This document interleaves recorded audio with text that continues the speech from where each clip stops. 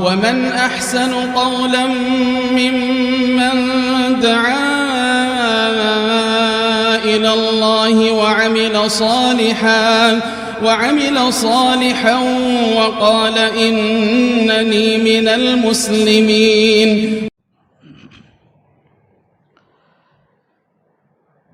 إن الحمد لله نحمده ونستعينه ونستغفره ونعوذ بالله من شرور أنفسنا ومن سيئات أعمالنا من يهده الله فلا مضل له ومن يضلله فلا هادي له وأشهد أن لا إله إلا الله وحده لا شريك له وأشهد أن محمدا عبده ورسوله. يا أيها الذين آمنوا اتقوا الله حق تقاته ولا تموتن إلا وأنتم مسلمون. يا أيها الناس اتقوا ربكم الذي خلقكم من نفس واحدة وخلق منها زوجها وبث منهما رجالا كثيرا ونساء واتقوا الله الذي تساءلون به والأرحام إن الله كان عليكم رقيبا. يا أيها الذين آمنوا اتقوا الله وقولوا قولا سديدا يصلح لكم أعمالكم ويغفر لكم ذنوبكم ومن يطع الله ورسوله فقد فاز فوزا عظيما.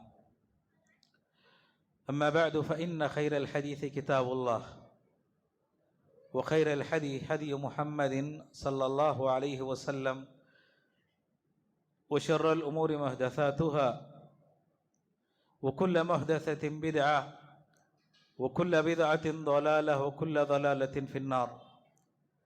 أعوذ بالله السميع العليم من الشيطان الرجيم من حمزه ونفقه ونفثه فليحذر الذين يخالفون عن أمره أن تصيبهم فتنة أو يصيبهم عذاب أليم. معزز صدر محترم علماء کرام، ذمہ داران جماعت اور ذمہ داران مسجد، برادران اسلام، خواتین ملت، اللہ کا بڑا شکر ہے کہ آج ہم دینی حوالے سے اس مجلس میں جمع ہوئے ہیں.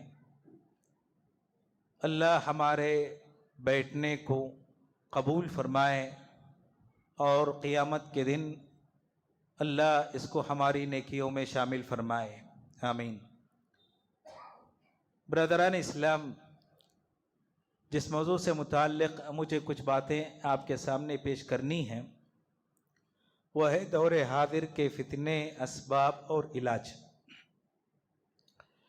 آپ جانتے ہیں کہ ہر وہ دن جو عہد نبوت سے دور ہوتے جاتا ہے اور قیامت سے قریب ہوتے جاتا ہے، نئے نئے فتنے جنم لیتے ہیں. قیامت کے قریب بہت سارے فتنے واقع ہوں گے. پیارے رسول صلی اللہ علیہ وسلم نے ان فتنوں کے بارے میں مسلمانوں کو خبردار کیا تھا، آگاہ کیا تھا. کیوں آگاہ کیا تھا؟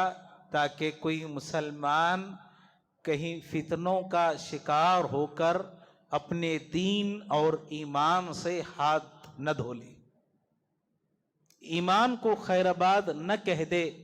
اس لیے پیارے رسول صلی اللہ علیہ وسلم نے فتنوں سے آگاہ کیا تھا. اور صحابہ بھی پیارے رسول صلی اللہ علیہ وسلم سے فتنوں کے بارے میں سوال کرتے تھے. کیوں سوال کرتے؟ کیونکہ آدمی فتنے کی جانکاری رکھے گا، اس کے بارے میں خبر ہوگی، تو ایسی صورت میں فتنے سے بچنے میں مسلمانوں کو آسانی ہوگی. اور اگر کوئی ایسا مسلمانوں میں ہوتا ہے جو فتنوں کو نہ جانتا ہو، نہ پہچانتا ہو، تو غیر شعوری طور پر بسا اوقات دین اور اسلام کا حصہ سمجھ کر فتنوں کا شکار ہو جاتا ہے، ان میں شامل ہو جاتا ہے. حذیفہ ابن یمان رضی اللہ تعالیٰ عنہ فرماتے ہیں کان الناس یسألون عن الخیر وکنت اسألہ عن الشر مخافۃ ان یدرکنی، کہ صحابہ پیارے رسول صلی اللہ علیہ وسلم سے خیر کے بارے میں سوال کرتے، نیکیوں کے بارے میں سوالات پوچھتے کہ کون سی نیکی بہتر ہے، کس کام میں کتنا اجر ہے، کیا کرنے سے انسان کو دنیا اور آخرت میں نجات ملے گی، کامیابی سے انسان ہمکنار ہوگا۔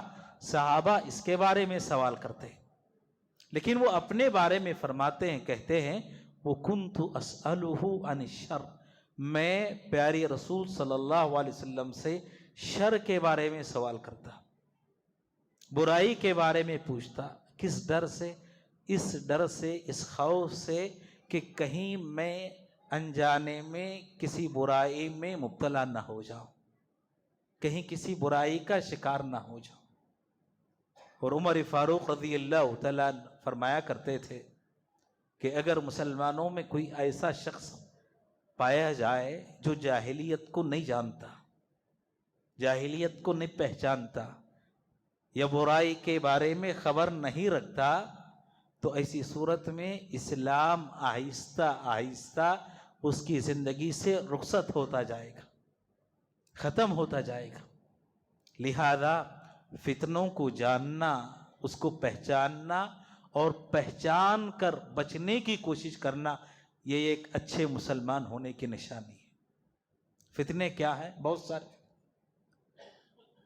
میں فتنوں کا مختصر انداز میں آپ کے سامنے تذکرہ کرنے کی کوشش کروں گا۔ سب سے بڑا فتنہ دور حاضر کا الحاد کا، کفر کا، شرک کا فتنہ ہے۔ آج جس سرزمین میں ہم زندگی گزارتے ہیں، آپ نے دیکھا ہوگا کہ خبریں آتی ہیں کہ آج اتنے مسلمان اپنے دین اور اپنے ایمان کو چھوڑ کر کافر ہو گئے۔ یہ خبر دی جاتی ہے کہ انہوں نے گھر واپس ہی کر لی۔ ارتداد کا فتنہ ہے، اللہ کے انکار کا فتنہ ہے، شرک کا فتنہ ہے۔ پیارے رسول صلی اللہ علیہ وسلم نے اس کے بارے میں اپنی احادیث میں خبر دیا تھا، خبردار کیا تھا مسلمانوں کو۔ آپ صلی اللہ علیہ وسلم نے فرمایا کہ قیامت اس وقت تک قائم نہیں ہوگی جب تک کہ میری امت کے بعد افراد بتوں کی عبادت نہ کرنے لگے۔ اس امت کے بعد افراد جب تک بتوں کی عبادت نہ کرنے لگے تب تک قیامت واقع نہیں ہوگی، قیامت قائم نہیں ہوگی۔ نبی علیہ السلام نے یہ بھی فرمایا کہ آدمی صبح میں مسلمان ہوتا ہے لیکن بسا اوقات شام سے پہلے کافر ہو جاتا ہے۔ یصبح الرجل مؤمنا ویمسی کافرا، صبح میں مسلمان ہے لیکن شام ہوتے ہوتے وہ آدمی اسلام سے خارج ہو جاتا ہے، نکل جاتا ہے۔ آج یہ جو فتنہ ہے بہت بڑا فتنہ، اور ہمارے علماء نے اس کے بارے میں پہلے سے آگاہ کیا تھا، خبر دی تھی۔ تو اس میں مسلمانوں کو چاہیے کہ سب سے پہلے اپنے ایمان کی قدر و قیمت کو پہچانیں۔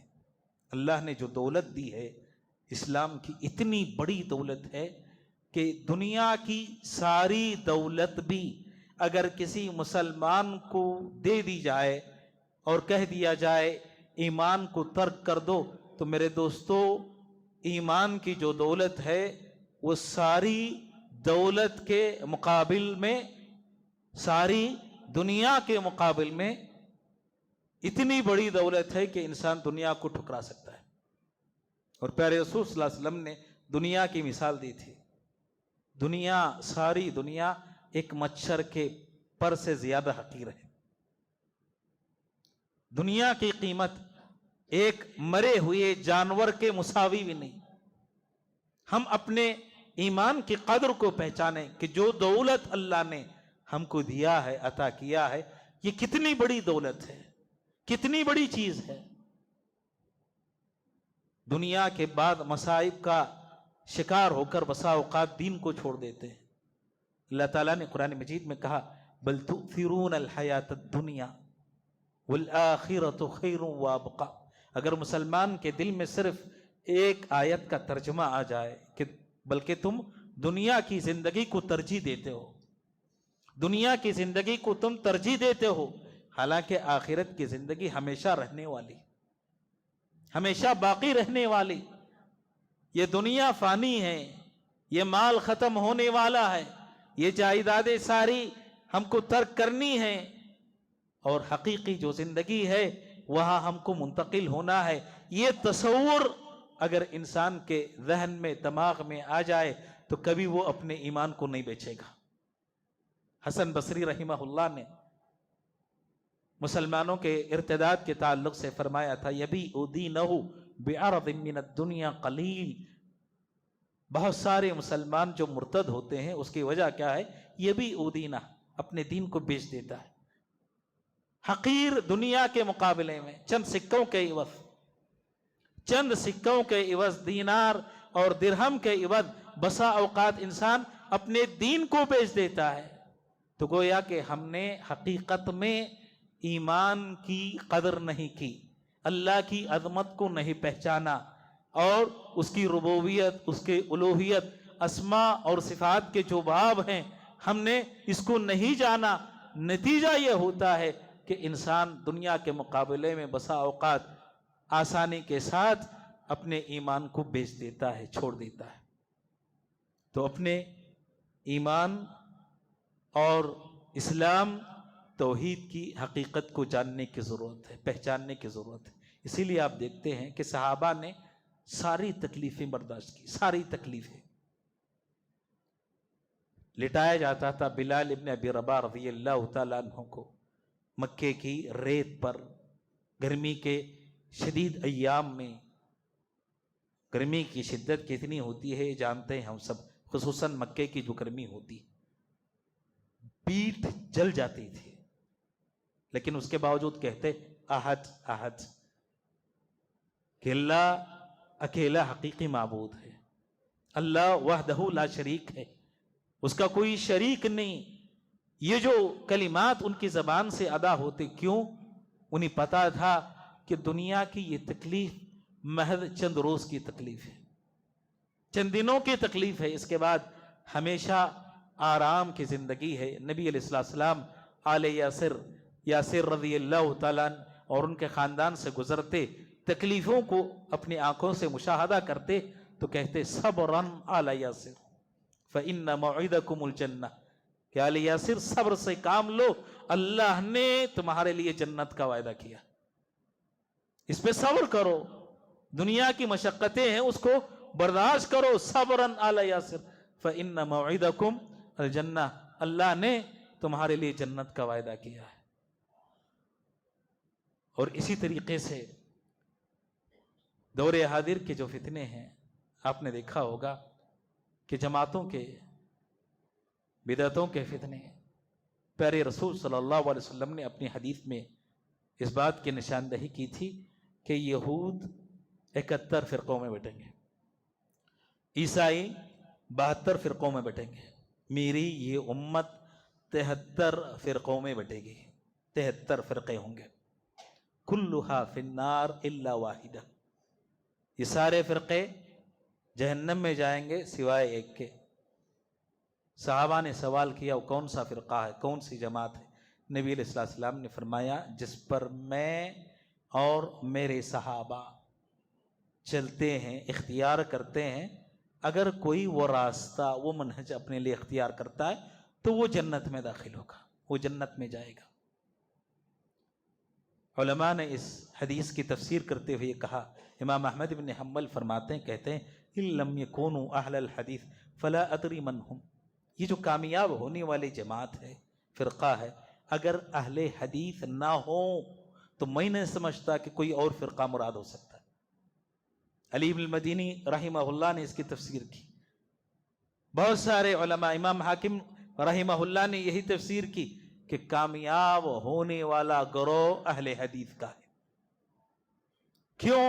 نبی علیہ السلام نے اپنی اس حدیث میں خبر دی تھی کہ جو طریقہ نبی کا ہے، جو طریقہ صحابہ کا ہے، اس طریقے، اس منہج کو اختیار کرنے والا گروہ کامیاب ہوگا، اور اس سے جو ہٹ جائے اس کے لیے کامیابی کی گارنٹی نہیں ہے۔ یہ گارنٹی ہے کہ کامیاب ہونے والا فرقہ ایک ہے، اس میں کوئی شک نہیں، لیکن جو گمراہ جماعتیں ہیں یہ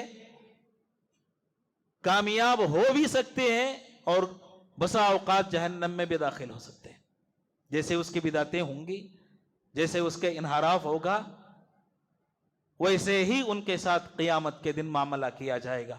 کچھ جماعتیں ایسی کہ جن کی بدعتیں ان کو اسلام سے نکال دیتی ہیں تو وہ ہمیشہ جہنم میں رہے گا شرک کی وجہ سے، اور کچھ جماعتیں ایسی ہیں کہ ان کی بدعتیں ان کو اسلام سے خارج نہیں کرتی، لیکن جتنی بدعت ہے جہنم میں اتنا جل کر وہ نکالا جائے گا۔ لیکن یہ جو فرقہ ہے صحابہ اور نبی علیہ السلام کے منہج کو اختیار کرنے والا، یقینی ہے کہ یہ کامیاب ہوگا، اس کی کامیابی میں کوئی شک نہیں، کوئی شبہ نہیں۔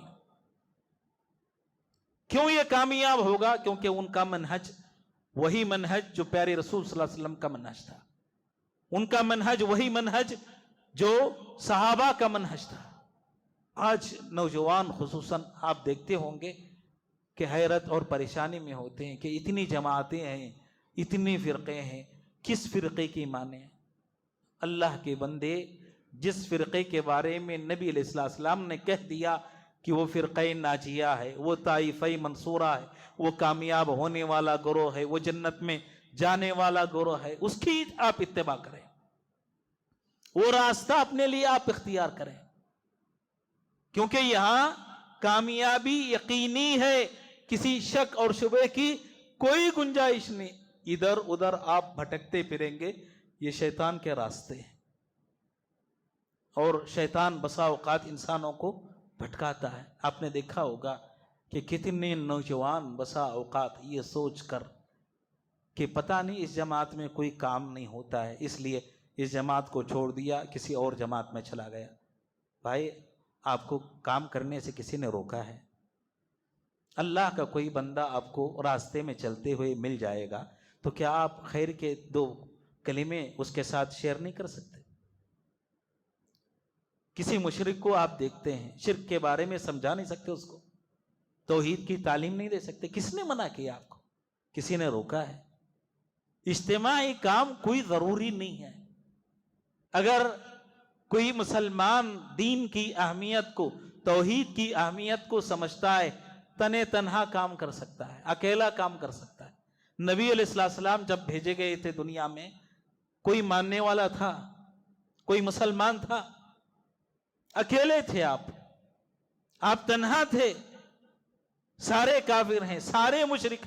نبی علیہ السلام نے اپنی بیوی کو دعوت دی، اپنے دوستوں کو صحیح دین کی طرف بلایا، اپنے رشتہ داروں کو بلایا، اپنی بیٹی کو بلایا، اکیلے تھے، کام اکیلے سے اس کا آغاز ہوا۔ تنہا کام کرنے سے کوئی مانے ہے؟ کوئی چیز رکاوٹ نہیں، آپ چاہیں تو اکیلے کام کر سکتے، کس نے آپ کو منع کیا؟ اور بسا اوقات جماعت آپ ساتھ میں نکلتے ہیں تو آپ کسی کے نگاہوں میں آ جاتے ہیں، اس کے بجائے اکیلے آپ سمجھاتے ہیں تو بسا اوقات آسانی کے ساتھ اس کے ساتھ گفتگو کر سکتے ہیں، دعوت پیش کر سکتے ہیں۔ تو یہ جو منہج ہے، یہ جو طریقہ ہے صحابہ کا، اس کو چھوڑنا یہ حماقت ہے، نادانی ہے، بیوقوفی، اور وہی شخص اس کو چھوڑے گا جو اس منہج اور عقیدے سے جاہل ہوگا۔ آپ بتائیں، سنت کو چھوڑ کر کوئی بدعت میں جانے کی کوشش کرے گا؟ سنتیں یہاں ہیں اور اوروں کے پاس بدعتیں ہیں، یہاں سنت ہے، اوروں کے پاس بدعت ہے، اور یہاں توحید ہے، اوروں کے پاس شرک ہے، یہاں ہدایت ہے، اوروں کے پاس گمراہی ہے۔ کون مسلمان پسند کرتا ہے کہ سنت کو چھوڑ کر بدعت کی طرف چلا جائے، توحید کو چھوڑ کر شرک کا شکار ہو جائے، خیر کو چھوڑ کر شر کی طرف نکل جائے؟ کس کو پسند ہوگا؟ اس لیے جتنی جماعتیں دور حاضر میں پائی جاتی ہیں، اگر آپ صحیح راستے پر ہیں، کتاب و سنت پر چلنے والے ہیں، میرے دوستو اس منہج کو آپ ترک نہ کریں، چاہے دنیا آپ کے سامنے پیش کر دی جائے، دنیا دے دی جائے، لیکن کبھی اس منہج کو ترک نہ کرنا، نہ چھوڑنا، کیونکہ کامیابی یہاں ہے، نجات یہاں ہے، اور جو راستے ہیں وہ انسان کو جہنم کی طرف لے جاتے ہیں، اور جیسے اس کی بدعت ہوگی جہنم میں اتنی وہ سزا پائے گا۔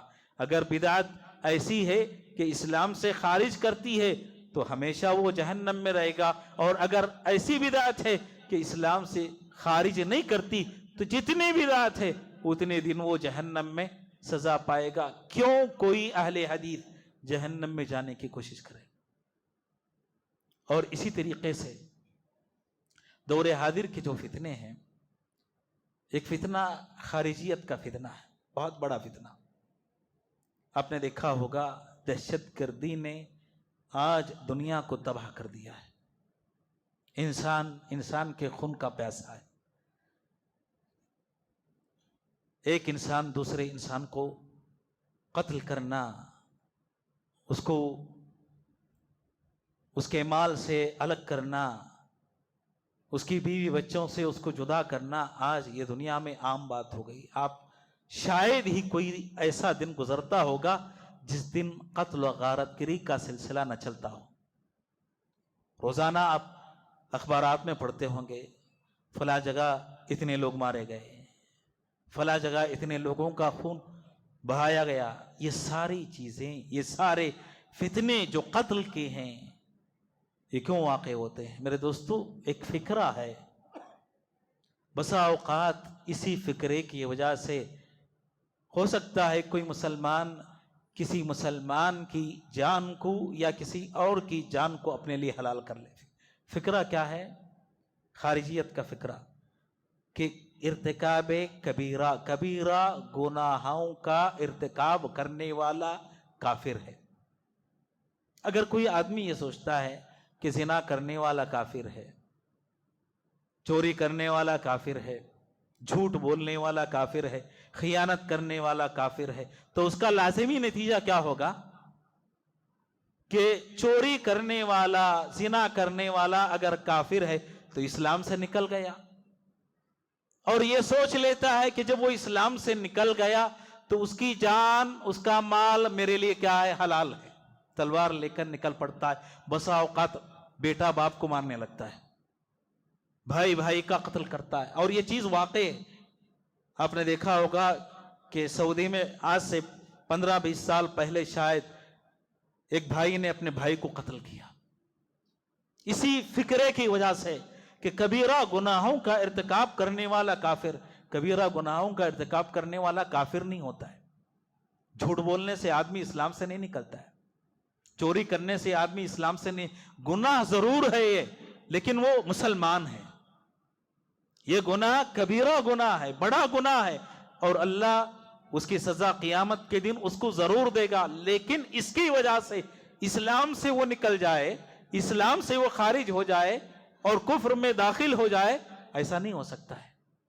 اسی لیے آپ دیکھتے ہوں گے کہ کبیرہ گناہوں کا ارتکاب کرنے والے جتنے تھے، صحابہ سے بھی بعض گناہ ہو گئے، لیکن کیا اس کی وجہ سے وہ کافر ہو گئے؟ نہیں۔ کبھی اسلام سے نہیں نکالا سلف نے، صحابہ نے، کبیرہ گناہوں کی وجہ سے۔ لیکن یہ فتنہ کب واقع ہوا؟ جب خارجی ظاہر ہوئے، خوارج آئے، علی بن ابی طالب رضی اللہ تعالیٰ عنہ سے انہوں نے جنگ کیا، الگ ہوئے، اور کفر کا فتویٰ لگایا، نعوذ باللہ، کس پر؟ صحابہ پر۔ آپ سمجھے کہ کس پہ کفر کا فتویٰ لگا؟ چوتھے خلیفہ امیر المومنین علی بن ابی طالب رضی اللہ تعالیٰ، وہ کافر ہے، نعوذ باللہ۔ اگر وہ کافر ہے تو دنیا میں کون مسلمان باقی رہے گا؟ کسی کا اسلام باقی رہے گا؟ عثمان ابن عفان تیسرے خلیفہ، وہ کافر۔ جب انہوں نے کفر کا فتویٰ لگایا تو نتیجہ کیا ہوا؟ کہا کہ ان کو قتل کرنا واجب ہے. الگ ہو گئے. 4000 کے قریب خارجی تھے، میدان میں جمع ہوئے. علی بن ابی طالب رضی اللہ تعالیٰ عنہ نے خود جنگ کی ابتدا نہیں کی، انتظار کرتے رہے. جب ان لوگوں کا ظلم حد سے زیادہ بڑھ گیا، مسلمانوں کو انہوں نے قتل کیا. تاریخ میں یہاں تک آتا ہے عبداللہ ابن خباب ابن ارت اور ان کی بیوی کو انہوں نے قتل کر دیا. صحابی رسول صلی اللہ علیہ وسلم کو انہوں نے قتل کیا. ان کی بیوی جو حاملہ تھی، پیٹ چاک کر کے بچے کو نکالا، بچے کو اور بیوی کو قتل کیا. جب یہ واقعہ ہوا تو علی ابن ابی طالب رضی اللہ تعالی عنہ نے ان کے ساتھ جنگ کیا اور ان کو قتل کیا، ان کا خاتمہ کیا. آج بھی اس فکرے کے حامل لوگ موجود ہیں. مسلمان کے خون کا پیاسا کیوں ہے؟ اسی فکرے کی وجہ سے کہ اگر کسی نے کبیرہ گناہ کا ارتکاب کر لیا تو وہ کافر ہو جاتا ہے، اسلام سے نکل جاتا ہے، اس کی جان حلال ہے، اس کا مال حلال ہے اور اس کی ساری چیزیں ہمارے لیے جائز ہیں. اسی کی وجہ سے قتل کیا جاتا ہے. میرے دوستو، یہ فکرہ بہت خطرناک ہے اسلام کے لیے اور مسلمانوں کے لیے. اللہ کے نبی علیہ السلام نے مسلمان کے جان، مال اور اس کی عزت کو کعبہ سے بڑھ کر قرار دیا. کعبہ سے بڑھ کر، کعبہ کا جتنا احترام، جتنی عزت، اس سے زیادہ عزت مسلمان کی عزت ہے، اس سے زیادہ عزت مسلمان کی جان ہے. اگر کوئی مسلمان کو قتل کرتا ہے، مارتا ہے یا معصوم خون کو بہاتا ہے تو گویا کہ کعبہ کی عزت کو وہ تار تار کر رہا ہے. اس لیے میرے محترم مسلمان دوستو، آج ہندوستان میں زندگی بسر کرتے ہوئے بہت سارے فکرے، بہت ساری جماعتیں ہیں، اور خصوصاً بعض وہ جماعتیں جو خفیہ طور پر کام کرتی ہیں، چھپاتی ہیں اپنی دعوت کو، اپنے طریقہ کار کو. اور ہمارا جو اسلام ہے، نبی علیہ السلام نے فرمایا تھا ترکتکم علی البیضاء لیلھا کنہارھا لا یزیغ عنہا الا ہالک، کہ میں نے تم کو روشن واضح راستے پر ترک کیا ہے، اس کی راتیں بھی چمکتے ہوئے دن کی مانند ہیں. اس میں کوئی چھپانے والی چیز نہیں، کوئی پوشیدہ چیز نہیں. ہماری دعوت سب پر واضح ہے، سب کے لیے عام ہے. پڑھا لکھا ہو، جاہل ہو، بڑا ہو، بزرگ ہو، مرد ہو، عورت ہو، بچہ ہو، سب کے لیے ہماری دعوت عام ہے اور کھلے کتاب ہے اسلام. اس میں کوئی ایسی چیز نہیں کہ کسی سے چھپایا جائے، کسی سے پوشیدہ رکھا جائے. بہت ساری جماعتیں آج کام کرتی ہیں اور بیعت کا سلسلہ ہوتا ہے. کیا سلسلہ؟ بسا اوقات بیعت لی جاتی ہے کہ یہاں جو باتیں ہوں گی آپ اپنے ماں باپ کو بھی نہیں بتائیں گے، اپنے رشتہ داروں کو بھی نہیں بتائیں گے، شوہر بیوی سے یہ باتیں شیئر نہیں کرے گا اگر کسی جماعت میں کام کرنا ہے. میرے دوستو، عمر ابن عبدالعزیز رحمہ اللہ کہا کرتے تھے اذا رأیت الناس یتناجون فیما بینہم دون العامہ فاعلم انہم علی تأسیس ضلالہ، کہ اگر تم کچھ لوگوں کو دیکھتے ہو کہ وہ آپس میں بیٹھ کر خفیہ طور پر کوئی پلاننگ کر رہے ہیں اور اس کی خبر عام لوگوں کو نہیں ہے، تو تم جان لو کہ وہ کسی گمراہی کی بنیاد رکھ رہے ہیں، کسی گمراہی کو کھولنے کے لیے، گمراہی کو پھیلنے کے لیے آپس میں وہ مشورہ کر رہے ہیں. تو ہماری جو دعوت ہے کھلی کتاب ہے، کوئی چیز پوشیدہ نہیں. لہذا آج نوجوانوں کو خصوصاً ایسی جماعتوں سے اپنے آپ کو بچانے کی ضرورت ہے جس کا کوئی خفیہ ایجنڈا ہوتا ہے اور خفیہ طور پر کوئی پلاننگ کرتے ہیں. اس سے بچ کر آگے بڑھنے کی ضرورت ہے. میرے دوستو، دور حاضر کے فتنوں میں سے ایک فتنہ موبائل کا، انٹرنیٹ کا اور مسلمانوں کا، خصوصاً نوجوانوں کا اس میں اپنے آپ کو مصروف رکھنے کا ہے. موبائل بسا اوقات انسان کی زندگی کو تباہ کر دیتا ہے. آپ نے دیکھا ہوگا کہ خطوہ انسان گمراہ ہوتا ہے، قدم بقدم آگے بڑھتا ہے. بسا اوقات ہو سکتا ہے اللہ سے ڈرنے والا ہو، ابتدا میں استعمال اچھا ہوتا ہو، لیکن جیسے جیسے اپنے آپ کو موبائل میں مصروف رکھتا ہے، بسا اوقات ایسی چیزوں کا، ایسے فتنوں کا شکار ہو جاتا ہے کہ تصور نہیں کیا جا سکتا، بیان سے باہر ہے. فلموں کا فتنہ آپ لے لیجئے، ڈراموں کا فتنہ آپ لے لیجئے، گیمز کا فتنہ آپ لے لیجئے، اور جو کارٹونز پائے جاتے ہیں اس کا فتنہ آپ لے لیجئے. اور بسا اوقات اسلامی عقیدے کے سری خلاف بہت ساری چیزیں اس میں پھیلائی جاتی ہیں. آپ نے دیکھا ہوگا کہ کچھ کارٹون بچوں کے لیے بسا اوقات بنائے جاتے ہیں. ایک شاید آپ نے بھی ملاحظہ کیا ہوگا کہ چوہے اور بلی کا کوئی کارٹون ہے، پتہ نہیں طرح طرح کے کارٹون جو ہے بنائے جاتے ہیں، سری اسلامی عقیدے کے مخالف ہیں. بلکہ کچھ کارٹونز ایسے ہیں جس میں سری شرک پایا جاتا ہے، اللہ کے ساتھ کفر پایا جاتا ہے. آج نوجوان ان کا شکار ہو کر اپنے دین، اپنے ایمان کو ترک کرتے ہیں. ضرورت اس بات کی ہے کہ بچوں پر نگاہ رکھی جائے، ان کی صحیح تربیت کی جائے، اور نوجوانوں کی صحیح رہنمائی کی جائے کہ یہ جو موبائل ہے، سوشل میڈیا ہے، اس کا استعمال مسلمان کو کیسے کرنا چاہیے. ایک حدیث میں آپ کے سامنے اس سلسلے میں کہ پیارے رسول صلی اللہ علیہ وسلم نے فرمایا کہ قیامت کے دن کچھ لوگ تہامہ پہاڑ کی مانند نیکیاں لے کر اللہ کے دربار میں آئیں گے، لیکن اللہ تعالیٰ ان کی ساری نیکیوں کو ضائع کر دے گا، بیکار کر دے گا، ساری نیکیاں برباد ہو جائیں گی. صحابہ نے سوال کیا کہ اللہ کے نبی، ان کی ساری نیکیاں جو ضائع ہوں گی کیوں، وجہ کیا ہے؟ پیارے رسول صلی اللہ علیہ وسلم نے فرمایا کہ یہ جو لوگ ہیں یہ ہماری بولی بولنے والے، ہمارے ساتھ زندگی بسر کرنے والے اپنے لوگ، ان کا گناہ کیا ہے؟ اذا خلوا انتہکوا محارم اللہ، جب تنہا ہوتے ہیں، اکیلے ہوتے ہیں، تو اللہ کی حرام کردہ چیزوں کا ارتکاب کرتے ہیں. لوگوں کے سامنے بہت زاہد، عابد، نیکوکار بننے کی کوشش کرتا ہے، لیکن جب تنہا ہوتا ہے، دیکھنے والا کوئی نہیں، انتہکوا محارم اللہ، اللہ کے حرام کردہ چیزوں کا وہ ارتکاب کرتے ہیں، جن چیزوں کو اللہ نے حرام قرار دیا. آدمی اگر یہ تصور کر لے میرے ماں باپ نہیں دیکھ رہے ہیں، میرے دوست و احباب رشتہ دار کوئی یا نہیں دیکھنے کے لیے، لیکن اللہ کی ذات دیکھنے والی، اور رب کے سامنے مجھے ہر چیز کا حساب دینا ہے، ایک ایک چیز کا رب کے سامنے مجھے حساب پیش کرنا. اگر یہ تصور آ جائے تو سارے حرام کردہ چیزوں کو انسان چھوڑ دے گا، اس سے کنارہ کشی اختیار کر لے گا.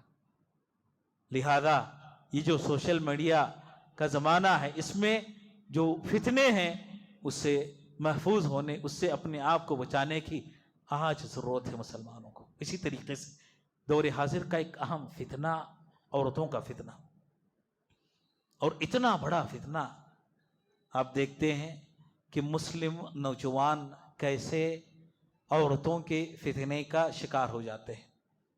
نبی علیہ السلام نے بنو اسرائیل کے بارے میں خبردار کیا تھا کہ بنو اسرائیل برباد ہوئے عورتوں کے فتنے کی وجہ سے، ان کی تباہی، ان کی بربادی عورتوں کے فتنے کی وجہ سے. عورتوں کا فتنہ دور حاضر کا سب سے بڑا فتنہ ہے. جہاں آپ جائیں، آپ عورتوں کو، خصوصاً اب اجنبی عورتوں پر آپ کی نگاہ پڑتی ہے. بازار میں عورتیں، سوشل میڈیا میں، موبائل پر عورتیں، جہاں آپ جائیں عورتیں. اس فتنے سے اپنے آپ کو بچانا ہے، اپنے ایمان کی حفاظت کرنی ہے، بہت ضروری ہے. ورنہ عورتوں کا فتنہ اتنا بڑا فتنہ کہ بسا اوقات انسان کے ایمان کو سلب کر لیتا ہے. آدمی اس کی وجہ سے کافر بھی ہو سکتا ہے. آپ نے دیکھا ہوگا کہ کئی مسلمان لڑکیاں کافروں لڑکوں کے جال میں پھنس کر اپنے ایمان، اپنی دنیا اور آخرت سب کو تباہ کر. کیا ان کو دنیا میں اچھی زندگی نصیب ہوئی؟ کتنی لڑکیاں ہم اخباروں میں پڑھتے ہیں کہ اوروں کے ساتھ ان کا نکاح ہوتا ہے، چند دن کی زندگی کے بعد وہ اس کو قتل کر دیتا ہے۔ کتنے مسلم لڑکیوں کے بارے میں ہم نے سنا۔ دنیا بھی تباہ، آخرت بھی تباہ۔ یہ جو فتنہ ہے نوجوانوں کا، چاہے عورتوں کا مردوں کے فتنے میں مبتلا ہونا یا مردوں کا عورتوں کے فتنے میں مبتلا ہونا، بہت خطرناک فتنہ ہے۔ اس سے اپنے آپ کو بچانے کی ضرورت ہے۔ ابن قیم رحمہ اللہ نے اپنی کتاب میں کئی فتنوں کا ذکر کیا، اور خصوصاً اس ضمن میں الداء والدواء ان کی ایک بڑی بہترین کتاب ہے، گناہوں کے جو اثرات ہو سکتے ہیں انسان کی زندگی پر، اس کو بیان کیا۔ ایک مؤذن اذان دینے والا اجنبی عورت پہ نگاہ پڑتی ہے، اذان چھوڑ دیا، اس کے پیچھے چلنے لگا، معلوم ہوا کہ وہ عیسائی ہے۔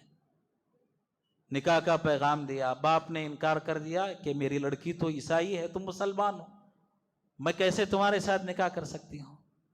تو وہ شخص اس سے نکاح کرنے کے لیے اپنے دین کو چھوڑ دیا، اسلام کو چھوڑ دیا۔ وہاں سے نکلنے لگا کہ اچانک راستے میں جاتے ہوئے چلتے ہوئے ملک الموت نے اس کی روح کو قبض کر لیا۔ آخرت بھی برباد، اور جس کی وجہ سے اپنا ایمان ترک کیا تھا اس کو بھی حاصل نہ کر سکا۔ دنیا بھی برباد، آخرت بھی تباہ۔ یہ بہت بڑا فتنہ ہے، عورتوں کا فتنہ اور نوجوانوں کا فتنہ، خصوصاً لڑکیوں کے لیے اس فتنے سے آگاہ رہنے اور اس سے اپنے آپ کو بچانے کی بہت شدید ضرورت ہے دور حاضر میں۔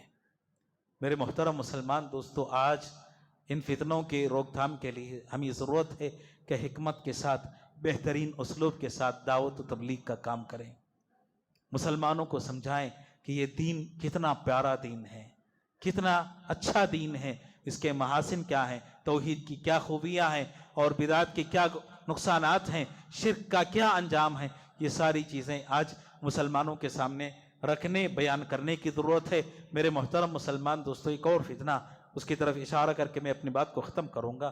آپ نے دیکھا ہوگا کہ دور حاضر میں نوجوان خصوصاً علماء سے بے نیاز ہوتے جا رہے ہیں، اور دین کو سمجھنے کے لیے اپنی فہم اور انٹرنیٹ پر زیادہ اعتماد کرتے ہیں۔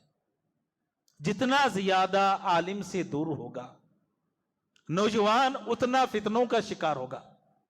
بذات خود علماء سے دوری اختیار کرنا اس کے لیے ایک فتنہ ہے، اور علماء کی صحبت اختیار کرنا اس کے لیے ایک نعمت ہے۔ آپ نے دیکھا ہوگا کہ ہندوستان میں آپ دیکھ لیں کہ آس پاس کے جو قریے ہیں، جیسے سرسی کا آپ علاقہ دیکھ لیں، وہاں کوئی بدعتی مسجد نہیں تھی، ساری مسجدیں کس کی؟ اہل حدیث کی۔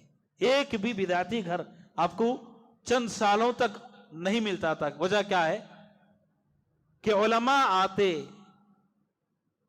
دور دراز علاقوں سے، 1 مہینہ 2 مہینہ وہاں قیام کرتے، لوگوں کی صحیح تربیت کرتے، ان کو دین سکھاتے اور زندگی گزارنے کا سلیقہ ان کو بتاتے، اور توحید کی جو برکتیں ہیں، شرک کی جو خرابیاں ہیں، اس کو نوجوانوں کے ذہنوں میں بٹھاتے۔ نتیجہ کیا ہے؟ پورا علاقہ کتاب و سنت کے ماننے والوں کا، پورا علاقہ۔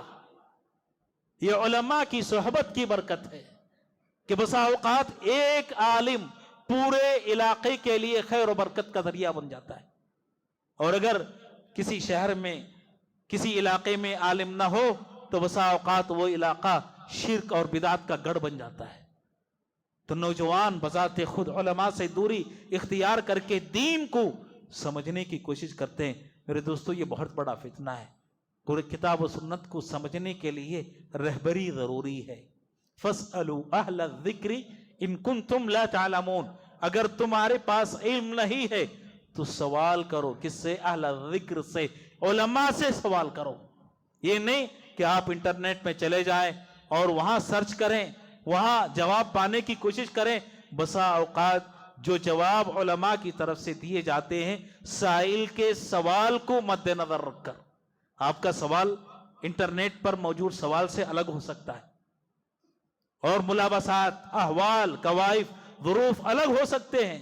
جو عالم کا جواب وہاں پر پایا جاتا ہے، سائل نے ان سے جو سوال کیا ہے اس کی روشنی میں انہوں نے جواب دیا ہے. آپ کے جو سوال ہے آپ اپنے علاقے میں موجود علماء سے کریں، ان سے پوچھیں، ان سے ربط اور تعلق کو بڑھائیں، دین سیکھنے کی کوشش کریں. میرے دوستو، علماء سے دور ہونا بسا اوقات انسان کو خارجی فکر کی طرف لے جاتا ہے. لہذا علماء سے جڑ کر رہیں، کتاب و سنت کو ان سے سمجھنے کی کوشش کریں. رب کریم سے میں دعا کرتا ہوں کہ اللہ تعالی ہم تمام مسلمانوں کو دور حاضر میں جو فتنے پائے جاتے ہیں ان سے اپنے آپ کو بچانے اور کتاب و سنت کے راہوں کو اختیار کرنے، اور اللہ تعالی اسی راہ پر استقامت اختیار کرتے ہوئے اسی پر موت عطا فرمائے اور جنت میں جگہ عطا فرمائے، جہنم اور قبر کے عذاب سے محفوظ رکھے. آمین. وآخر دعوانا الحمدللہ رب العالمین. السلام علیکم ورحمۃ اللہ وبرکاتہ.